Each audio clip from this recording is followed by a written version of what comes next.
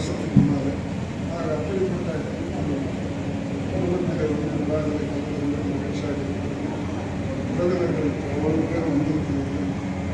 நான் தெரிவித்துக் கொள்ளப்படும்போது பொதுவாக அண்மை காலமாக பார்ப்பதை படிப்பும் கனவும் நேரே வர வர பாசம் குறைவு கொடுக்கப்படுது. குடும்பத்துக்குள்ளே இருந்தாலும் சரி, சொந்தக்காரர்களுக்குள்ள இருந்தாலும் சரி, இதெல்லாம் அந்த காலத்தில் இந்த பெரியப்பா சித்தப்பாலாம் ஒரே வீட்டில் இருக்கு. இந்த கசன் பிரதர்லாம் கிடையாது. அது யாரெல்லாம் அண்ணன்னு சொல்லுவோம், தம்பின்னு சொல்லுவோம். சித்தப்பா பையன் நம்ம தம்பின்னு தான் சொல்லுவோம். இப்போ யாராவது கூப்பிட்டு கேளு, நம்ம யாரு நம்ம கசன் பிரதர், அவர் உங்க தம்பி அண்ணன்னு சொல்லுவோம். கொஞ்சம் தான் மாறி இப்போதெல்லாம் அப்பாவை பார்த்தாலே வந்து தனியாக இருக்கிறவங்கலாம் இருக்காங்க. இன்னும் அப்படிப்பட்ட குடும்பங்கள் இருக்குது. அப்பா அம்மா நிறையா இருக்கிறாங்க, பையன் தனியாக இருக்கிறாங்க. அனைத்து குடும்பம் தான் போகணும். பல வீடுகள்லாம் அவங்க 2 பேர் மட்டும் இருக்காங்க. 4 குழந்தைகள் 5 குழந்தைகள் இருக்கிறவங்க கூட அவங்க 2 பேர் மட்டும் கிடையாது. எல்லாமும் முதியோர் எல்லாம் வாழ்க்கை இருக்கு. அது மாறும். முடிந்தவர் வெளிநாட்டு போனவங்க நம்ம ஒன்றும் பண்ண முடியாது. ஊரில் இருக்கிறவங்க அப்பா அம்மா காரணம் வயது வந்தவர்கள் தான் தெரியும். வயசானவர்கள் 60 தாண்டி நமக்கு மருந்தே தேவைப்படுகிறது. அவங்களோடு இருந்தால் அவங்களுக்கு வியாதியே வராது. அதை மகனும் மகளும் தான் செய்து கொடுக்க வேண்டும். அவர்களை தன்னோடு வைத்துக் கொண்டிருந்தால் பேர பிள்ளைகளுக்கு அது மாதிரி அப்பா அம்மாவோட தாத்தா பாட்டு ரொம்ப பிடிக்கும். ஏன்னா இவங்க ரொம்ப கடுமையாக இருப்பாங்க. அவங்க அப்படி இல்லை. இப்படி அவங்களுக்கு எல்லாத்தையும் செய்து கொடுப்பாங்க. அப்படிப்பட்ட வாய்ப்பு அவர்களுக்கு கூட்டு குடும்பங்களாக 3-4 தலைமுறைகள் சேர்ந்து வாழ்கின்ற குடும்பங்கள் நம்முடைய நாட்டுக்கு தேவை. நான் ஒரு குடும்பத்தை பற்றி கேள்விப்பட்டேன். ஒரே குடும்பத்தில் 4 தலைமுறை ஒன்றாக வாழ்கிறார்கள். நான் வீட்டுக்கே போய் பார்க்கறதுக்கே போகிறேன். அது வந்து பூனாவில் ஒரு வீடு 45 பேர் வாழ்கிறது ஒரே வீட்டில். நுழையும் போது வாசந்தி ஒன்றாருக்கு, சாப்பிட்ற இடம் ஒரு அதெல்லாம் தனித்தனியாக ஃப்ளாட் மாதிரி கட்டி எல்லாரும் தங்கியிருக்காங்க. அண்ணன் தம்பி அவங்க 6 பேர், அவங்க குழந்தைகள் அவங்க குழந்தைகள் எல்லாம் இருந்தாங்க. அதை பார்த்து ரொம்ப மகிழ்ச்சியாக இருந்துச்சு. இந்த ஊர்லாம் இங்கே அப்படின்னு நினைச்சு 1-2 குடும்பங்கள் இருக்கிறாங்க. இன்னும் அண்ணன் தம்பிகள் தெரியாமல் ஒன்றா இருக்கிற குடும்பங்கள். வியாபாரத்தில் தனியாக ஒன்றா இருக்காங்க. சில பேர் பல குடும்பங்களில் வியாபாரம் ஒன்றா இருக்கும், வீடு தனித்தனியாக இருப்பாங்க. அண்ணன் தம்பிகள் ஒன்றாக இருப்பது, பாசத்தோடு அக்கா தங்கைகளோடு இருப்பது, இதெல்லாம் ரொம்ப முக்கியம். அதெல்லாம் குடும்பத்தில் இருந்தால்தான் உண்மையான குடும்பம். வெறும் தானம் மனைவி மட்டும் அல்லது குழந்தையோடு இருக்கிற குடும்பம் அல்ல. எல்லோரும் சேர்ந்து இருக்க வேண்டும். அப்படிப்பட்ட குடும்ப உறவு மேம்பட வேண்டும். நாம் தமிழர்கள் அதற்கு முன்னுதாரணமாக இருக்க வேண்டும் என்று நான் விரும்புகின்றேன். அப்படிப்பட்ட குடும்பமாக ஞானசேகரன் குடும்பம் புத்தகத்தின் குடும்பம் வர வேண்டும் என்ற வாழ்த்துக்களை தெரிவித்து வந்திருக்கிற அனைவருக்கும் நன்றி கூறி அண்ணா அவர்கள் எல்லாம் ஒரு நாள் சம்பளம் தராங்கன்னு சொன்னார். எனக்கு வேற சட்டமன்ற சம்பளத்தை 1 மாத சம்பளத்தை அண்ணனுடைய பிறந்த நாளாகவே வாடகை என்று சொல்லி ரொம்ப நன்றி ஐயா அவர்களே. வேந்தருடைய பேச்சுக்கு பிறகு விழா நிறைவேறப் போகிறது. ஆனாலும் வந்த கௌரவம் செய்வது நமது கடமை. இன்ஸ்டிடியூட் ஆஃப் எமினன்ஸ் என்கிற நான் ஏன் வேந்தரை பற்றி ஒரே வார்த்தை சொல்லி நிறைவு செஞ்ச நிகழ்ச்சி நிறைவில் இருக்கிறோம். ஏன்னா பொண்ணோட சம்ப தலைவர் அவர்களும் அவருடைய பிறந்த நாளில் 1 லட்சம் ரூபாய்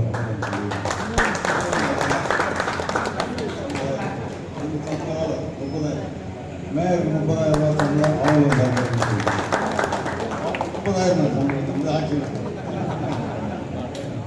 30,000 ரூபா அந்த மூலம் தலைவர் 1 லட்சம், எனக்கு 1,05,000 சம்பளம். அதையும் நான் தந்து அருமையான நிகழ்ச்சி. சட்டமன்ற உறுப்பினர், மேயர், முன்னாள் பணவட்ட தலைவர் மூவருமே வேந்தரின் பிறந்தநாள் எப்போ வந்து தெரியுங்களா? டிசம்பர் மாதம். அது கூட சீக்கிரமாக வந்து அந்த நிகழ்ச்சிக்கு பணம் கொடுப்பதாக வாக்குறுதி அளித்திருக்கிறார்கள்.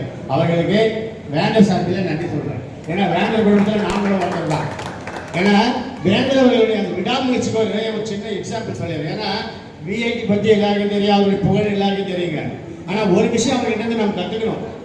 இப்போ இன்ஸ்டிடியூட் ஆஃப் எமினன்ஸ் சிறந்த புகழ்பெற்ற நிறுவனம் என்கிற பட்டத்தை சென்ட்ரல் கவர்மெண்ட் 10 இன்ஸ்டிடியூட் செலக்ட் பண்றாங்க. 10 இன்ஸ்டிடியூட்ல அதுல தனியார் இன்ஸ்டியூட் 10, கவர்மெண்ட் இன்ஸ்டியூட் 10. அதுல இந்தியா லெவல்ல தனியார் இன்ஸ்டியூட்டுக்கு இன்ஸ்டிடியூட் ஆஃப் எமினன்ஸ் புகழ்பெற்ற நிறுவனம் என்கிற விருது கொடுத்தது விஐடிக்கு மட்டும்தான். விஐடிக்கு மட்டும்தான் அந்த பட்டம் கொடுத்துருக்காங்க. அப்படி பட்டம் வாங்கின நம்ம வேண்டர் நீங்கள் நான் அதோட சந்தோஷப்பட்டு முடிச்சுக்குவோம்.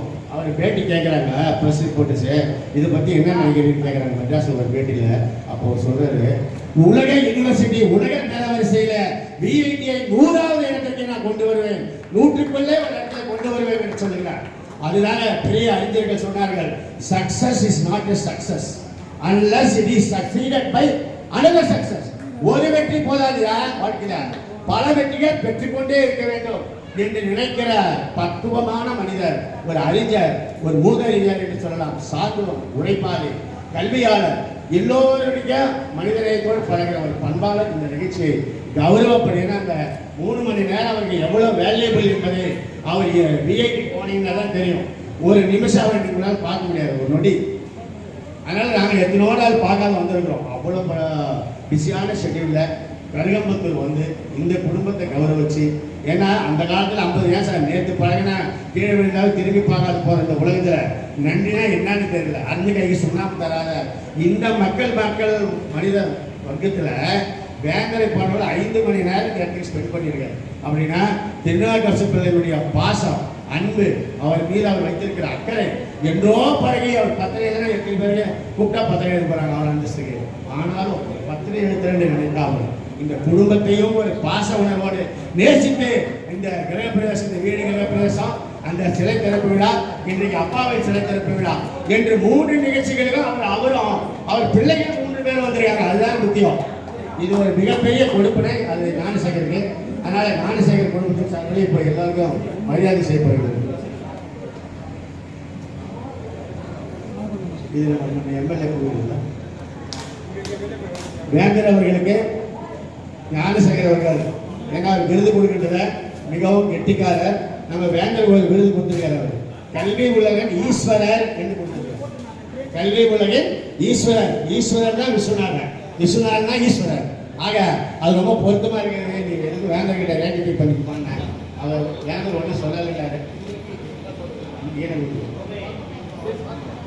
கல்வி உலகின் எம்ஜிஆர் என்கிற விருதை நமது குடும்பத்தை சார்பிலே வேந்தர் அவர்களுக்கு அளிப்பதிலே மிகவும் பெருமைப்படுகிறோம். கல்வி உலகின் எம்ஜிஆர்.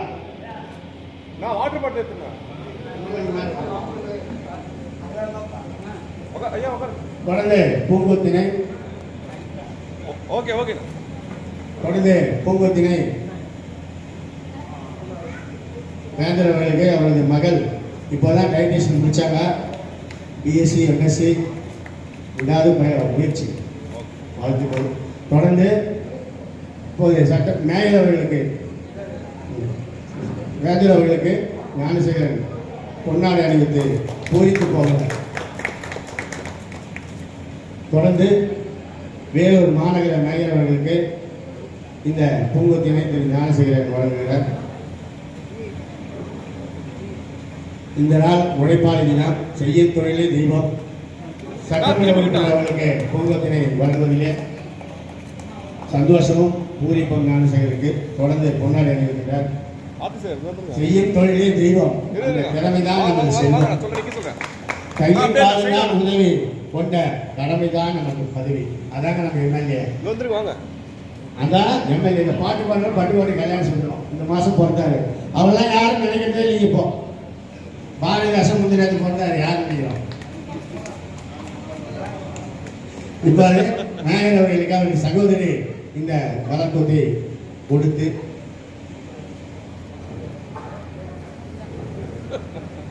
பொன்னாடி அணிவிக்கிறார். மிஸ்ஸஸ் ஞானசேகருடைய திருவையார் பொன்னாடி அணிவிக்கின்றார்.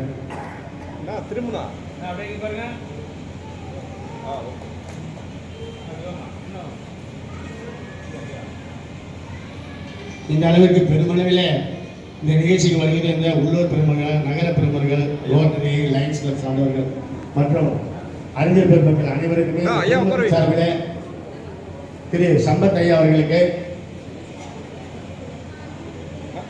உணவகத்தினுடைய முன்னாள் தலைவரும் சிறந்த சமூக சேவையாளர் ரொட்டேரியமான திரு சம்பத் அவர்களுக்கு பூங்கொத்தினையும் பொன்னாடியும் அணிவிக்கின்றார். மத்திய அருமையான ஒரு விருந்து ஏற்பாடு செய்திருக்கிறார் ஞானசேகரன். எல்லாரும் இருந்து இல்லை உள்ள பிடிக்கிறீங்க அட்வான்ஸாக சொல்லி சாப்பாடு வச்சுருக்கேன். இப்போது தொடர்ந்து ஞானசேகரன் அவர்கள் நன்றி உரை. சரி, அனைவருக்கும் நன்றியை தெரிவிப்பதில் சந்தோஷப்படுகிறோம். நன்றி நன்றி நன்றி.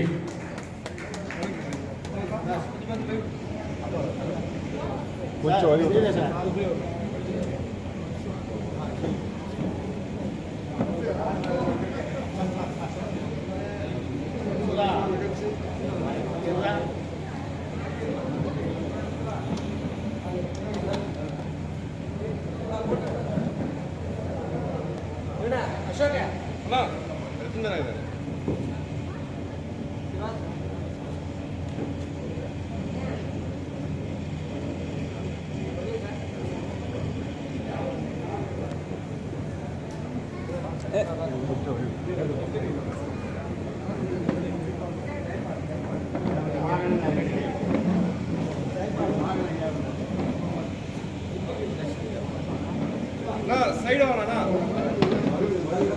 அப்படியே திரும்பி நின்னுங்கண்ணா வாங்க.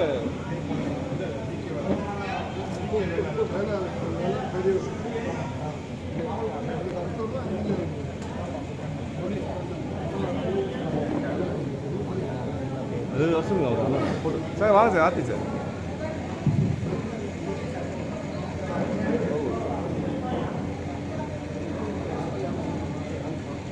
வண்டி எடுத்து போயிருக்கீங்க.